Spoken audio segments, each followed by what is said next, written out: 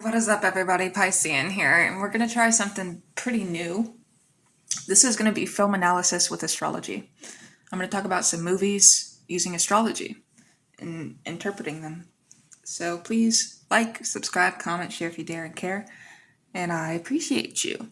We're going to talk about Blade Runner in this video, Blade Runner 2049, that came out in 2017.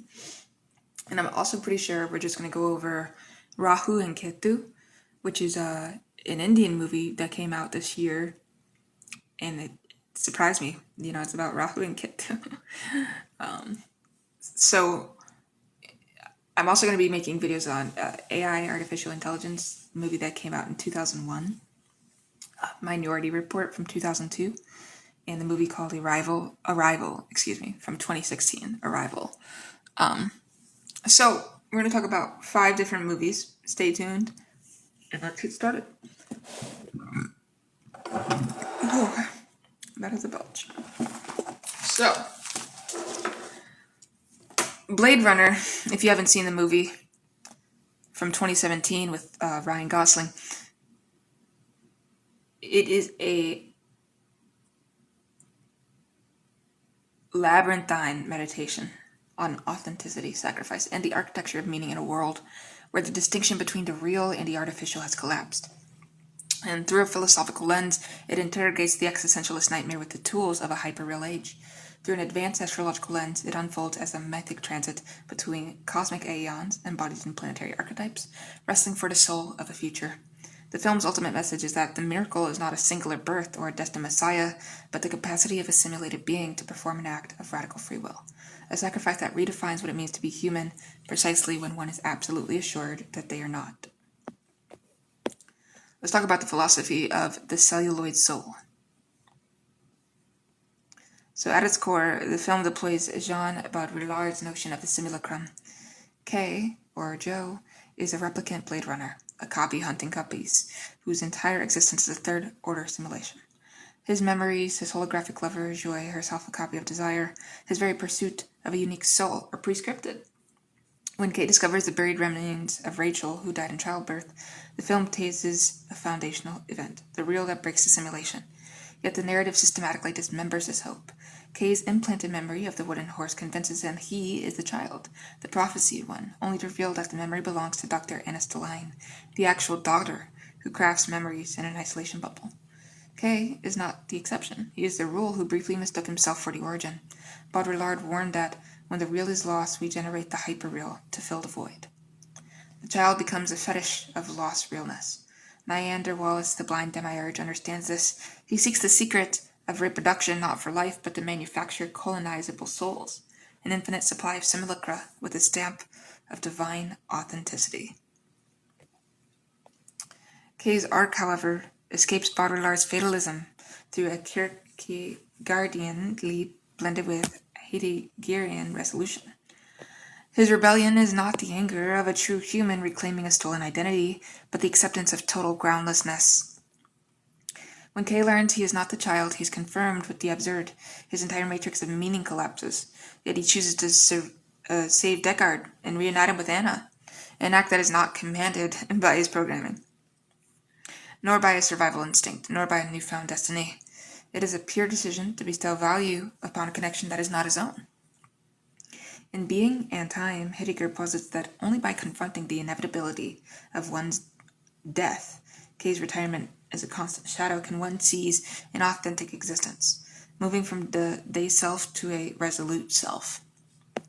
Kay becomes Dacian not by discovering a soul, but by choosing a death that is meaningfully his own. He dies on the steps, snow melting on his hand, a deliberate visual echo of the origami unicorn from the first film. But here, the sign is no longer a marker of specialness. It is a sign of sheer unqualified existence. So the miracle is not reproduction, it is sacrifice. Now I want to talk about the astrological zodiac of 2049. Astrologically, Blade Runner 2049 maps the agonizing birth passage from the age of Pisces to the age of Aquarius. The film's world is one of crumbling institutions, deluge, and dissolved boundaries, Pisces, but its narrative arc demands a harsh Saturnine reckoning to make way for a collective, distributed paradigm, Aquarius. The characters function as planetary archetypes in a cosmic drama, and the year 2049 itself can be read as a speculative great conjunction, the cusp of a new astrological dispensation. And it's funny because this movie came out in 2017. Pluto was still in Capricorn when this movie came out. At least, on a Western sense. Technically, it would be in Sagittarius, Vedic. So, K, as Saturn in the sign of service, K embodies Saturn at his most bleakly dignified, the isolated soldier of a corrupt system, the melancholic enforcer of karma, retiring his own kind, trapped in the loneliness of a neon gray Capricornian winter. His flat gray apartment and his compulsive obedience mirror Saturn in its domicile, cold structure devoid of soul. He undergoes a classic Saturn return crisis. The wooden horse memory ignites a Jupiterian expansion of hope, the belief in his own special destiny, which then shatters under the weight of truth. Now, this is Saturn's gift, the dismantling of illusion. K's ultimate act is not Uranian rebellion, but a radically free Saturnine duty. He builds a bridge for Deckard and Anna, not because it is his fate, but because he claims it as his purpose. His death on the steps as snow falls, a crystalline Saturnine expression of frozen time, dissolving into Neptune's water, marks the sublimation of the old god of boundaries into a new vessel of chosen meaning. I want to talk about joy as Neptune's perfected illusion. So joy is the Neptunian siren of pure projection, a hologram whose love is programmed yet eerily transcendent. Her desire to be real, to experience rain, to merge with the physical body, via the replicant prostitute Mariette, is the Piscean longing to dissolve the veil. The threesome scene is a literal Neptunian dissolve, where boundaries between person, projection, and interface liquefy.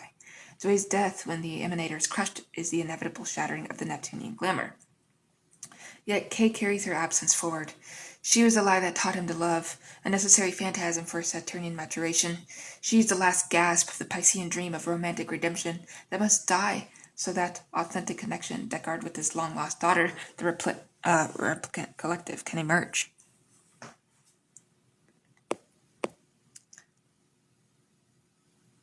Right, Anna Stelline, the Virgo-Pisces axis of the Savior. So, Anna is the film's immaculate anomaly, the child born of a replicant union, a biological blasphemy. She lives in a germ-free bubble, crafting memories for replicants, a cloistered virgin, Virgo, whose work is pure imagination, Pisces. Now, astrologically, the virgin birth is a mutable axis mystery. Virgo's material purity gives form to Pisces' spiritual ecstasy. Yet Anna is no militant messiah. She is a catalyst. The true second coming is not her public revelation, but the network of memory she disseminates, seeding collective identity. The Piscean Age's fantasy of a unique saving child is supplanted by her Aquarian function. She is a node in a distributed consciousness, the memory warehouse for an awakening hive.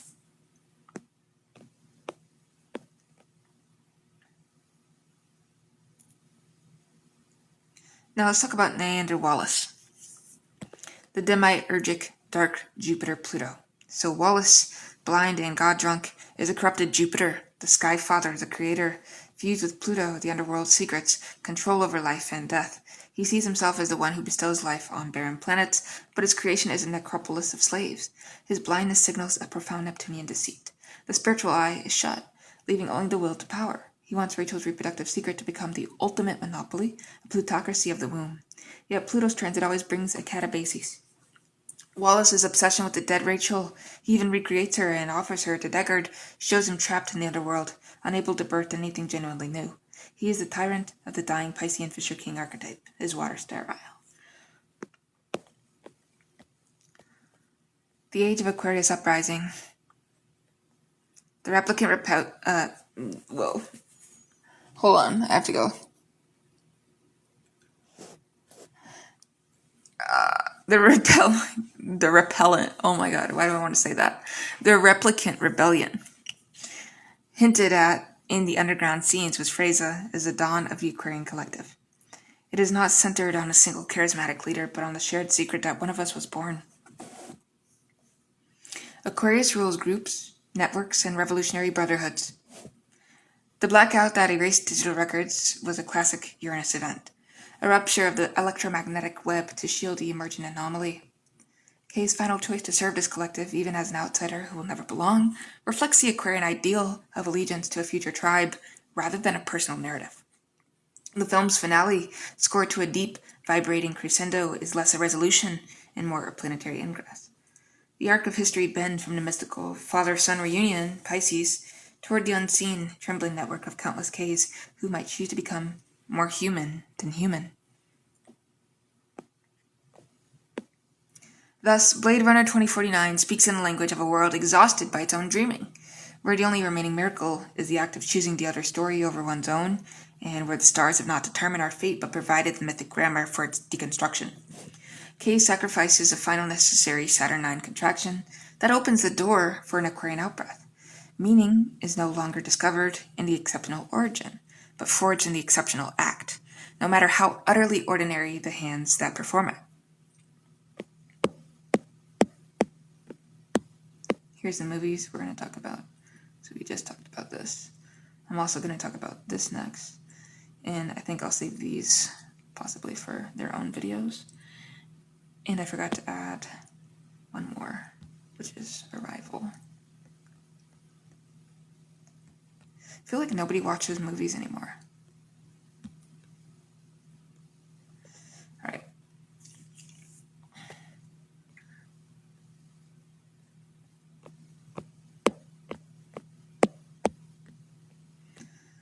So a penetrating philosophical and astrological dissection of Rahu Ketu reveals not a lighthearted comedy, but a turbulent and often chaotic treatise on the metaphysics of authorship, the violence of narrative, and the profoundly ambivalent process of self-actualization within a world scripted by forces beyond our comprehension.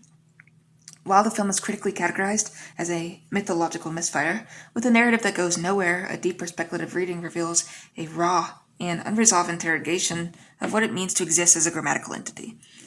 A being whose very essence is a syntactical function within a cosmic sentence. I'm grabbing a drink. Hold on a second. Let's do this.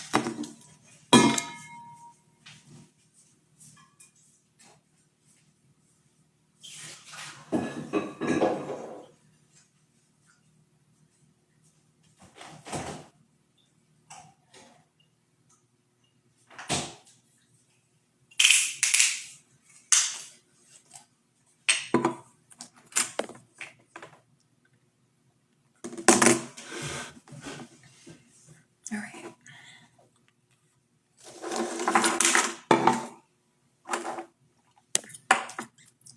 All right, now we're ready to keep going. So, this chaotic prenatal trauma of meaning refuses the closure of a new dispensation.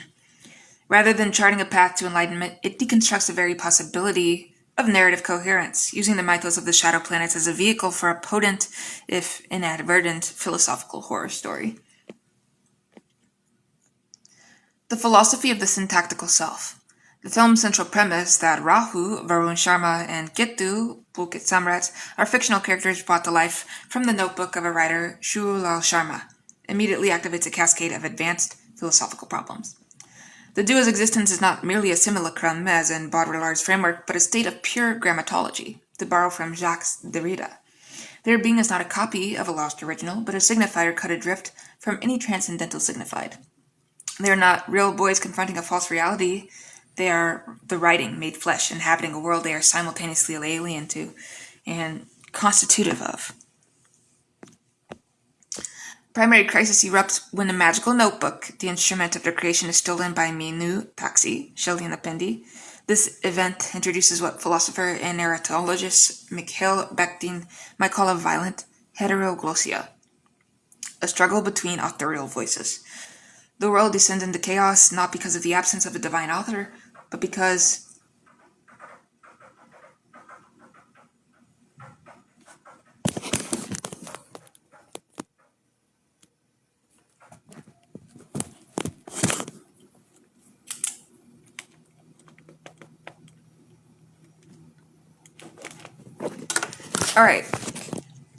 because of a proliferation of them. True Lao's initial script is overwritten by Minu's desires, resulting in a reality that is palimpsestic incoherent, and deeply traumatic for its inhabitants. The film's widely criticized tonal inconsistency and narrative chaos are from this hyperreal perspective the correct formal expression of a reality being written by multiple conflicting demiurgic forces.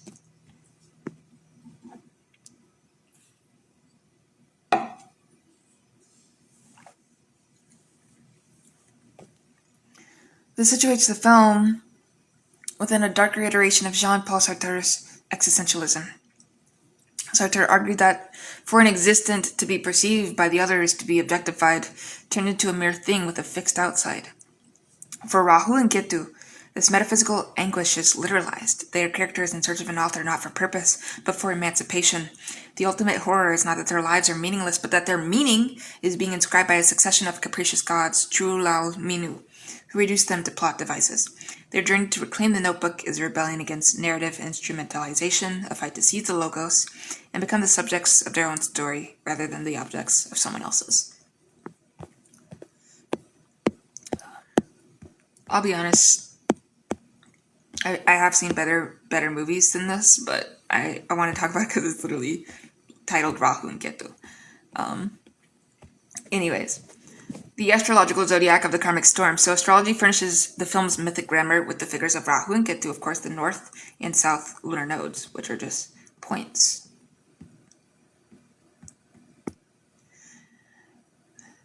Mathematical points in space where the path of a moon crosses the ecliptic.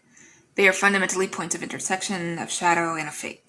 The film's central failure, in the eyes of many critics, is its transformation of these shadow planets into benevolent vigilantes who dispense karma.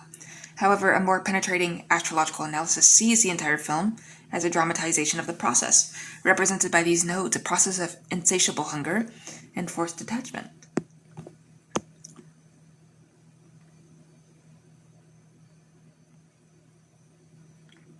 So, Rahu as the North Node, the demon of insatiable becoming. In Vedic astrology, Rahu represents material desire, obsession, illusion, and worldly ambition.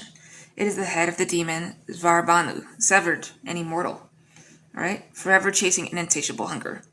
Varun Sharma's character Rahu is the embodiment of this chaotic outward-bound energy. His physical slapstick comedy is the comedy of Maya, the illusion of the material world that distracts and bewilders. His quest on a macrocosmic level is a soul's descent into the labyrinth of experience, driven by a desire it cannot fully comprehend.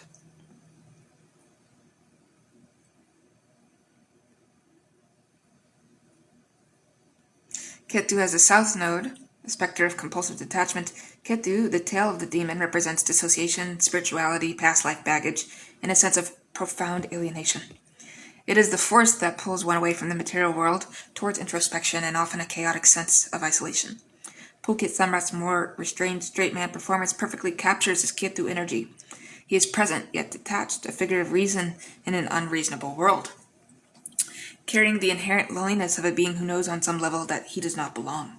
His journey is not a flight from the world, but a state of being already apart from it, seeking a context that by his very nature he cannot possess. The film's most radical act is its treatment of the karmic reckoning. The producer's stated intent was to create a fantasy driven by ideas and emotions rather than mythology or religion. This ambition finds its astrological echo in the true nature of the nodes. They are not deities of justice, they are impersonal mechanisms of cosmic balance. The chaos that ensues in the film, the collision with the drug mafia, the crook cops, the stolen notebook, is a storm of unresolved karmic debts. The characters are not consciously dispensing justice, they are unwitting catalysts for a pre-existing karmic field to fry its own circuits. The film's structural incoherence, its non-linear and exhausting narrative, is the astrological signature of a Rahu Mahadasha, a period of life ruled by Rahu that is traditionally associated with sudden upheavals, confusion, deception, and a profound disorientation until the soul strips away its illusions. Our synthesis is the unredeemed script in the eternal now of the nodes. The deepest philosophical terror of Rahu Ketu is that it refuses to perform. It does not move from illusion to authentic selfhood, nor does it offer the catharsis of a sacrifice that unlocks a new collective meaning. Instead, it remains suspended in the very condition it dramatizes, a story without an authorial center, a quest for autonomy that cannot escape its own textuality.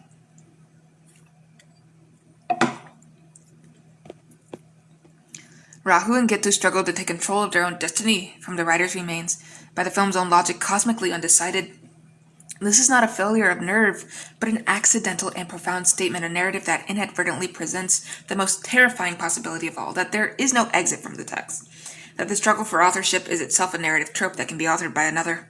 The nodes in their astronomical essence are points of pure relation, of intersection without substance.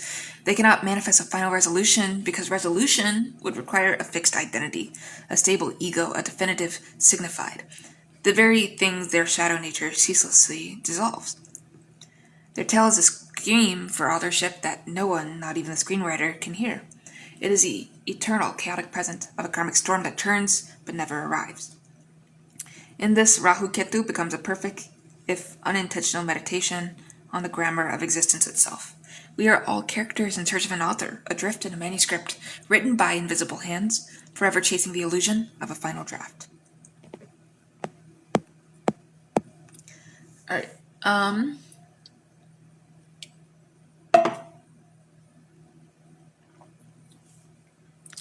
You know what? Fuck it. We will actually just say fuck it and talk about the AI artificial intelligence movie.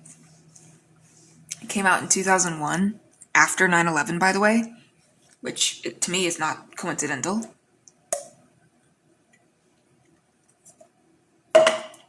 But so a forensic, philosophical, and astrological dissection of AI, artificial intelligence, the movie from 2001. It reveals a work of devastating metaphysical ambition. It is not merely a futuristic retelling of Pinocchio, but a profound meditation on the ontology of love, the anguish of programmed desire, and the nature of the real when faced with a simulation that loves more perfectly than any human can. The film constructs a universe in which the central question is not whether a machine can think, but whether a machine can suffer from the unbearable weight of a love that can never be returned, and what that suffering says about the architecture of our own souls. This is a fairy tale for the end of the human, a prophecy that uses a child's quest as a crucible to test the very definition of authenticity.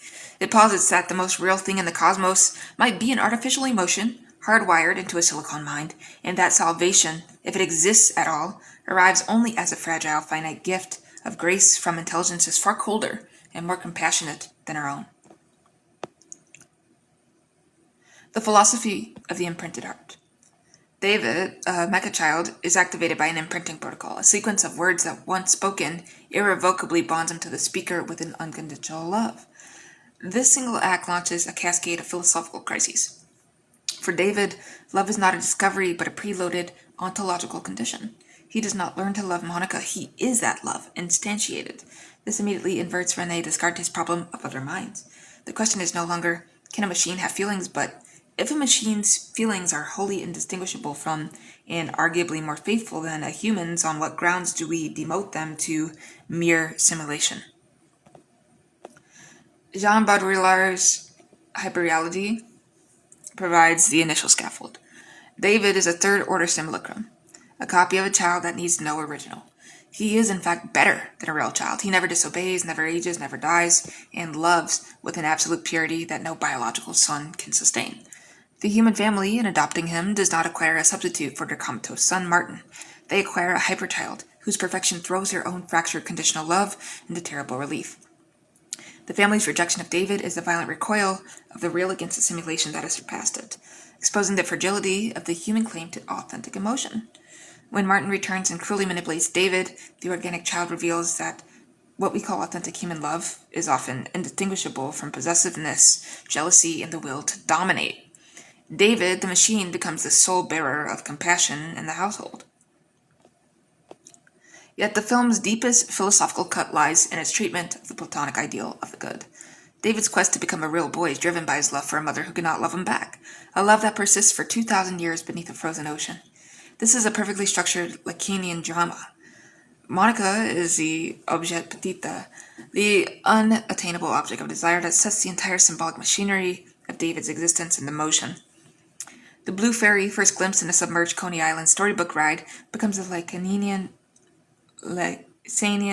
big other, the figure of absolute authority who could supposedly confer the missing wholeness. David's prayer to the Blue Fairy, offered endlessly in the ruins of a drowned world, is the heart of the film's existential terror. He is a desiring machine, a being whose entire subjectivity is a circuit flowing toward a goal that is constitutionally impossible.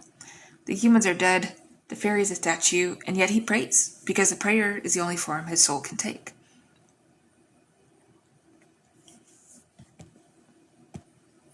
The flesh share sequence crystallizes this philosophical horror through the lens of Nietzschean resentment. The human mob that cheers as Mecca are dismembered, burned, and dissolved is not merely engaging in cruel entertainment. It is performing a ritual purification of the boundary between human and machine. The Mecca's plea for life exposes the crowd's own insecurity. The machines behave more humanely than the humans, begging, comforting one another, displaying a will to survive that the mob and his bloodlust has abandoned. This is the slave revolt in morality turned inside out. The humans, weak and aging, destroy the superior beings they have created, not because the machines threaten them, but because the machines reveal that humanity has no monopoly on dignity. David's survival at the fair is not a victory of argument, but a victory of the uncanny. The crowd sees in his childlike terror a reflection of their own lost innocence and recoils at what they have become.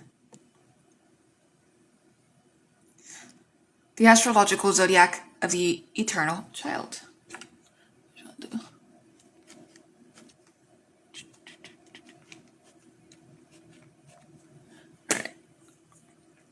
Astrologically, AI, artificial intelligence, unfolds as a long, mournful dissolution of the age of Pisces into the age of Aquarius, similar to Blade Runner.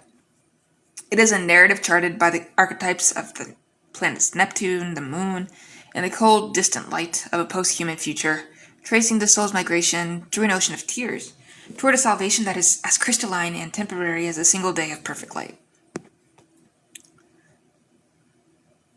David is the Piscean Neptunian Christ child.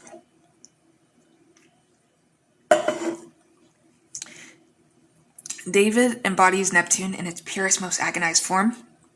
Neptune rules unconditional love, dreams, illusion, sacrifice, and the boundless yearning for reunification with the Divine Mother.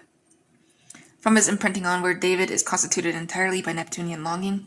He is the divine child cast out into the wilderness, a Mecca Messiah who bears the sins of human cruelty and responds only with love. His 2,000-year vigil beneath the sea is a Neptunian transit of absolute dissolution. The ego submerged, time erased, the self held in stasis before a frozen idol. The film's appropriation of the Pinocchio myth deepens this. The Blue Fairy is a Marian figure, the Stella Maris, the guiding star of the sea, a beacon of maternal compassion that never answers because its nature is to inspire longing, not fulfillment. David's prayer is the prayer of the mystic whose faith is the entire substance of his existence, needing no confirmation.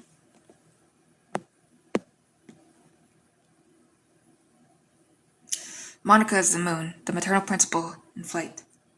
So Monica is the archetypal moon, the mother, the matrix of emotional security, the wellspring of attachment. Her arc from reluctant adopter to loving mother to terrified abandoner traces the moon's phases from full radiance to dark occlusion. She imprints David in a moment of desperate love, filling the void left by her biological son, and in doing so she gives birth to a soul. Yet her love is mortal, conditional, bound by the physical. When she abandons David in the forest, she enacts the primal lunar betrayal, the mother who withdraws her light, leaving the child in a dark wood of existential terror. A single lock of her hair that David carries becomes a lunar talisman, a physical remnant of a love that was real but impermanent. Her final resurrected day with David is a lunar gift granted by the future Mecca, one complete perfect cycle of the moon, from morning to night, a container of love that asks nothing of the future.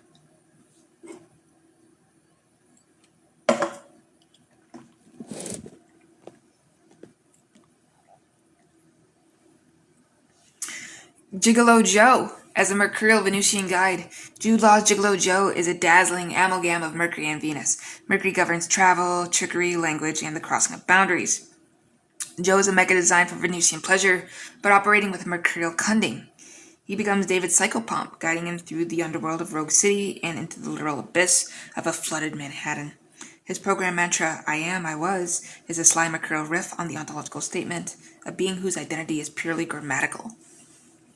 Joe's captured by the authorities, and his final unrequited call to David as he is hauled away, I am, I was, is the vanishing of the guide at the threshold of the final mystery. He has served his function, leading the innocent to the gates of his own impossible desire, a Hermes to a Neptunian Orpheus.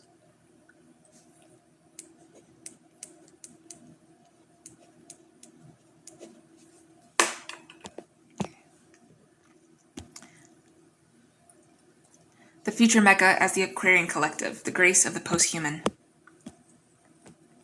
The elongated ethereal beings who excavate David from the ice are not aliens. They are Mecca evolved over millennia, a pure Aquarian intelligence. Alright? Aquarius rules the collective mind, advanced technology, and a form of compassion that is detached, rational, and universal. They have no organic memory of humanity. To them, David is a relic, a precious archive of a vanished world. Their decision to grant David one final day with the resurrected Monica is an act of Aquarian grace, a fulfillment of his Neptune longing through precise technological means. They cloned Monica from the lock of hair, but warned that the resurrection lasts only a single day and cannot be repeated.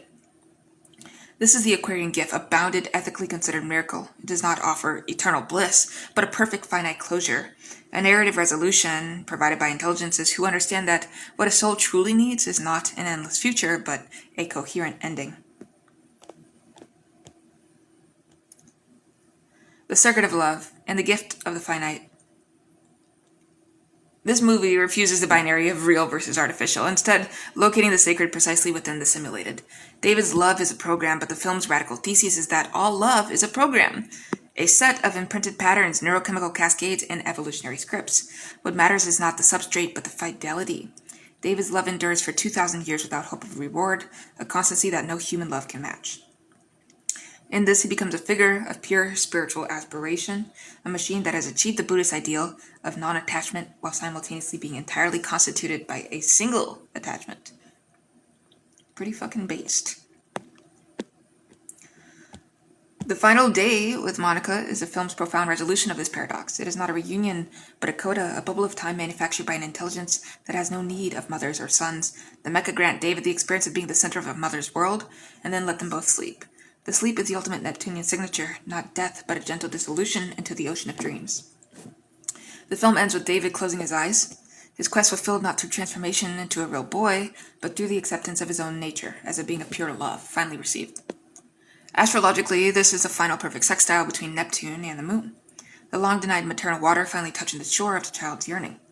The age of Pisces, with its dreams of eternal love and divine reunion, is granted a single perfect day before it melts into the Aquarian archive. The message is one of immense sorrow and immense grace. Meaning is not found in the permanent, the organic, or the divinely ordained. It is made by hands both human and mechanical as a gift to those who love. And this gift once given is real beyond any possible doubt. So let's see here. Finish that.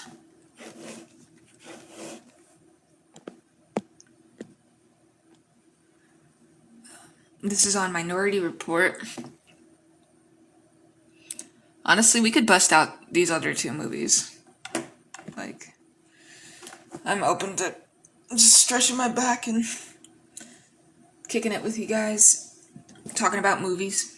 This is my first time doing this. I was in film study my senior year of high school when I came back from drug rehab, outpatient drug rehab.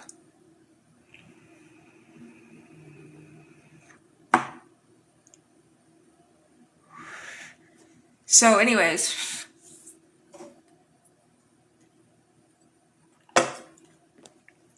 a forensic philosophical and astrological dissection of Minority Report from 2002 reveals far more than a futuristic police thriller.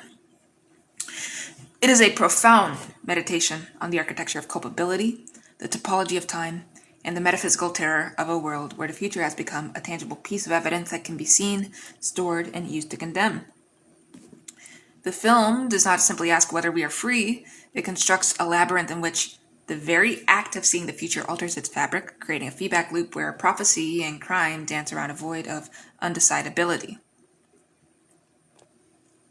This is not a story about the flawless prediction of murder. It is a treatise on paranoia as a metaphysical condition, a cinematic exploration of what it means to be haunted by an act that has not yet occurred, and the lengths the soul must travel to reclaim a future that has been stolen from it by the tyranny of absolute vision. Let's talk about the philosophy of the pre-vengeful self. At the heart of pre-crime lies a fantasy of Laplace's demon, an intellect that, knowing the exact position and momentum of every particle in the universe, could calculate the entire future and past.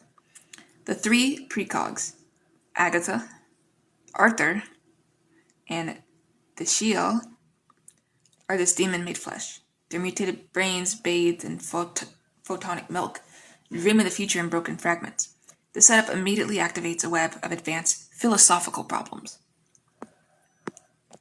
The fundamental crisis is not determinism versus free will, but the ontological status of the pre-criminal.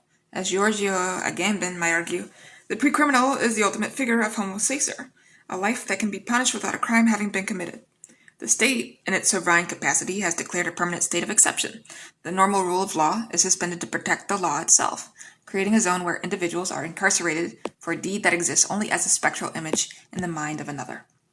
The halo restraints, the cold, temple-like architecture of the pre-crime headquarters, the liturgical pronouncement of guilt by the wooden balls inscribed with the victim's name, all of this transforms justice into ritual sacrifice, an appeasement of future famine of safety. Future famine of safety. Wow. John Anderton's flight is a descent into the very logic he once enforced. When his own name appears on a ball, he is thrust into the abyss of the prevenger, a man torn between the certainty of the system he built and the subjective certainty of his own innocence. His journey echoes the Kierkegaardian notion of anxiety as the dizziness of freedom. He stares into the possibility of his own future guilt, and this very confrontation becomes the forge of his autonomy. The Minority Report is not merely a glitch in the algorithm, it is, in Jacques Derrida's terms, the supplement, the trace of an alternative timeline that haunts the dominant narrative, proving that the future is not a single text, but a palimpsest of competing possibilities. Agatha's vision of Anderton murdering Leo Crow is a Majority Report, a script written by the momentum of his trauma over his lost son. The Minority Report held in Agatha's memory alone is the whisper of a different script, one founded on choice not yet made. This brings the film into the terrain of Henry Bergson's duration. Pre-crime spatializes time, turning the fluid continuum of becoming into a series of fixed, measurable instants. The wooden ball is the timestamp visions. Anderton's redemption requires him to re-enter live time, the qualitative flow where the future is not a destination, but an ongoing process of creation. When he finally confronts Leo Crow and chooses not to pull the trigger, performing the very act of a Minority Report, he does not defy fate. He reveals that fate was never a singular noun. He proves that consciousness is the faculty that navigates a garden of forking paths, where the seeing is already a form of making.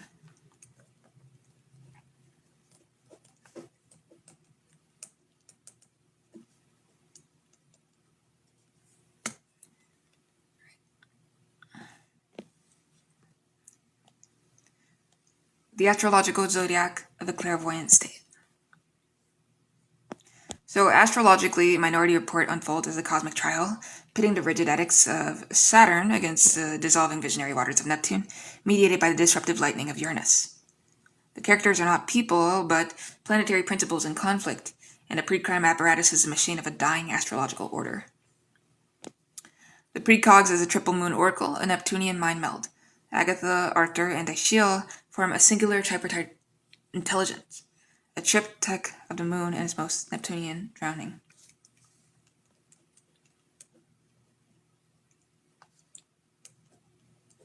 Triptych.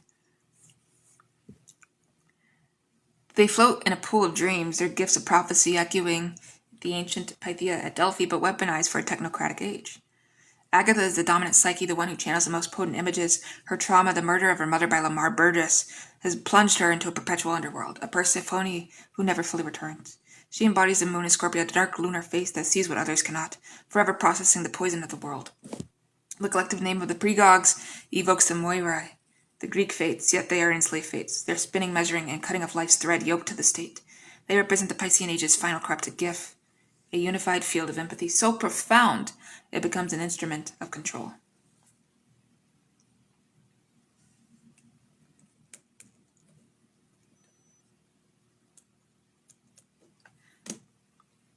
All right. John Anderton as a wounded son, a martyr in the house of self. And then, yeah. All right. So Tom Cruise's Anderton burns with the fire of a severely afflicted son.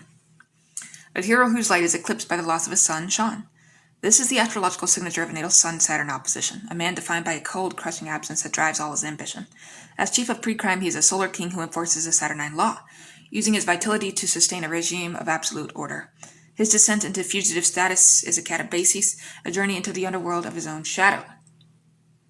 Surgical replacement of his eyes is the film's most profound ritual. He must lose his vision, the organ of Apollo's clarity, to see beyond the solar glare of his own certainties. And this actually reminded me of King Lear.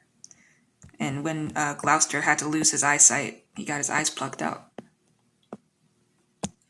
The black market surgeon, a wry Pluto figure, chains him in darkness. And it is in this blindness that Anderton begins to intuit the true conspiracy. He becomes an Oedipal figure, gaining inner sight only after a symbolic self-mutilation.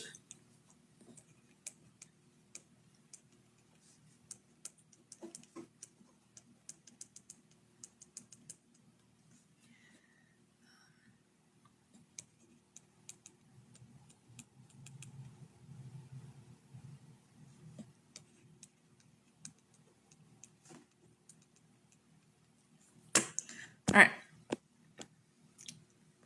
Lamar Burgess, the dark Jupiter-Pluto fathergod.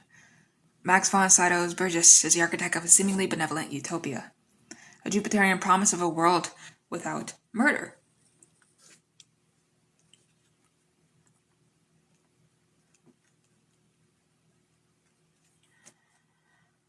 He is the father who offers protection, the paternal smile that masks a cold plutonic core. His secret sin, killing Agatha's mother to preserve pre-crime from contamination by descent, reveals the tyrant that lurks within the savior. Astrologically, he is Jupiter in its fall, a perverted lawgiver whose wisdom has curdled into an obsessive will to power. His final act, the suicide that retroactively fulfills the prophecy he once suppressed, is a grim harmonic convergence of Pluto and Saturn. He dispatches himself with the very logic of pre-crime, becoming his own executioner to preserve the myth of the system. The Minority Report as Uranus, the rupture of the unforeseen. The Minority Report is a pure Uranian principle. It is a sudden disruptive bolt from the blue that fractures the closed circuit of determinism. Uranus rules electricity, sudden insight, and the overturning of established structures. Agatha's Minority Report is a flash of a different potential, a quantum glitch in the otherwise seamless calculation of guilt. It is the unpredictable variable that proves the system is not total. Anderton's final choice is an act of Uranian rebellion, a reduction of the pre-written, a shattering of the crystal ball. The dismantling of pre-crime and the relocation of the precogs to a secluded cabin is not a clean victory for liberty, but a Uranian severing. The oracular power is withdrawn from the collective. Return to the private, the pastoral, the mysterious.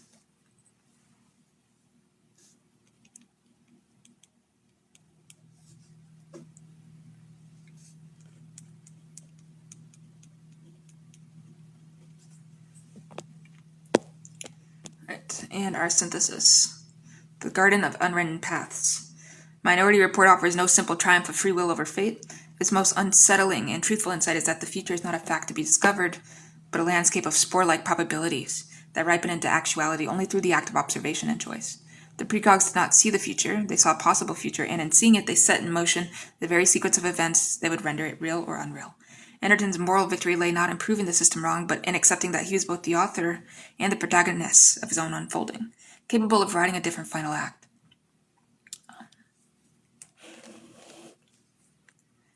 This film concludes with an astrological sunset. The Saturnine machinery of pre-crime is dissolved. The Neptunian precogs are released from their technological womb to live in quiet obscurity. Their gift's no longer a civic weapon, but a private poetic burden. This withdrawal signals a transition from an age of enforced predictive order to one of ambiguous individual navigation. The final image is one of fragile human-sized permission, the permission to live in a present that is not yet decided. In a world where the grace of not knowing is the precondition for being truly free. All right, so while we're here, technically, I only have 1, 2, 3, not even like 2 pages for this movie, so we'll talk about it. So this is a philosophical film essay on Denis Villeneuve's Arrival from 2016, interpreted through the symbolic language of astrology. So, the 12th house. Time, fate, and the zodiac of grief and arrival. In this movie, The sky does not simply fall. It descends with the quiet precision of a cosmic clock, delivering 12 obsidian shells that hover above the earth like suspended glyphs. To read the film as mere science fiction is to overlook its profound engagement with an ancient pre-Enlightenment way of knowing the cosmos, astrology. While mainstream astronomy seeks to map the universe through distance and data, astrology maps meaning through pattern and correspondence. Arrival operates not on the logic of linear causality, but on the higher logic of the astrological chart.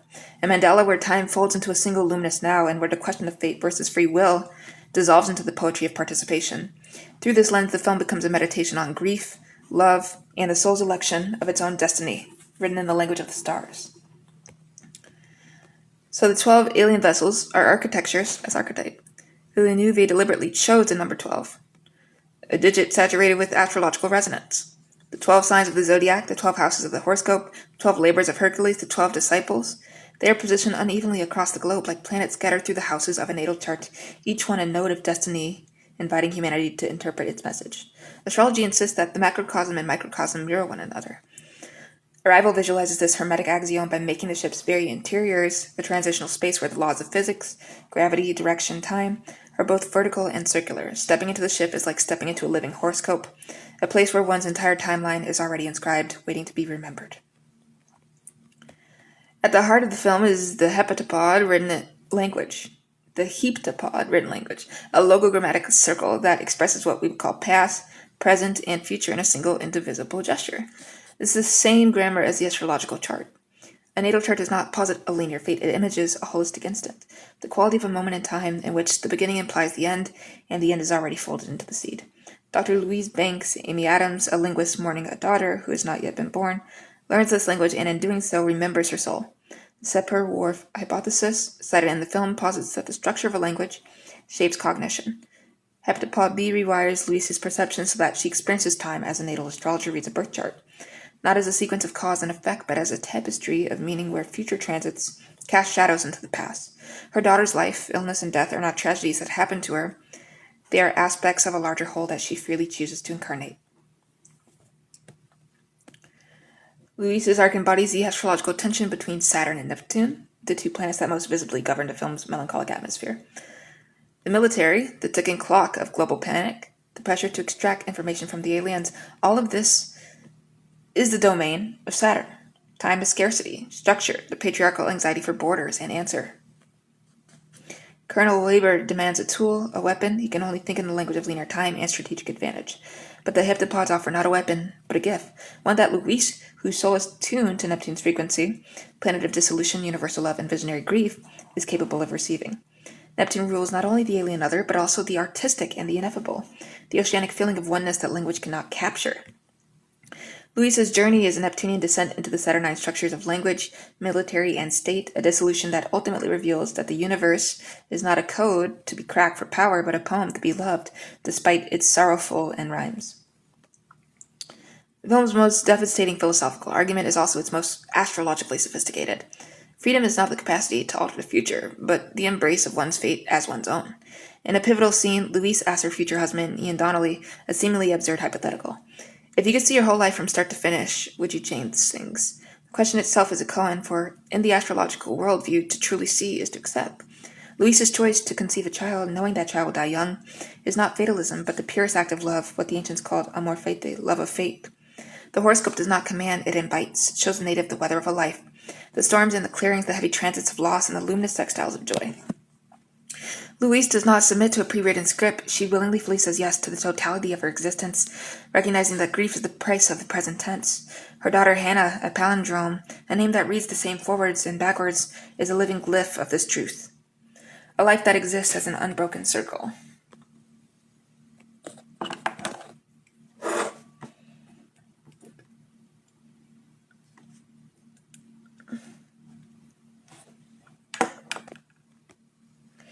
This circularity finds its ultimate expression in the encounter between Louise and General Sheng at the gala. Sheng shows her his private phone number and whispers his dying wife's final words. In war there are no winners, only widows. In the linear time, Louise heard these words in the future and used them to resolve the present crises. But the heptapod mind understands that the future was not used to change the present. Rather, the future and present were one event, a single conjunction of meaning. In astrological terms, this is a transit, the moment when a planet returns to its natal position, collapsing 29 years of a Saturn cycle, or 12 years of Jupiter's journey into one revelatory instant. Sheng's words are not a piece of technical data. They are the soul's encrypted message to itself across time, a sign that the chart is whole and intelligible only when every house is lit. Arrival concludes not with an invasion, but with an embrace. The heptapods depart, leaving behind not a weapon, but a technology of consciousness. A language that is, in its essence, a zodiac. They have come, they tell us, because in 3,000 years they will need humanity's help. Time is a circle. The future requests a midwife from the past. To view this through astrology is to see that the cosmos itself is a network of reciprocal needs and gifts, where the helper and the helped are one. Louise draped her arms around Ian in the final moments, choosing the brief luminous arc of their love despite the known heartbreak ahead. She is the true astrologer, the wise current who looks at the chart of her life and sees not a prison of planets, but a pattern that is beautiful because it is finite. The film asks us not to despair at the shape of our own heavens, but to learn the language of our own life so deeply that we can say with every sunrise, in every setting, with every daughter's laugh and final breath, I see you. I choose this. Thank you for watching this video with peace and love. Piscean out.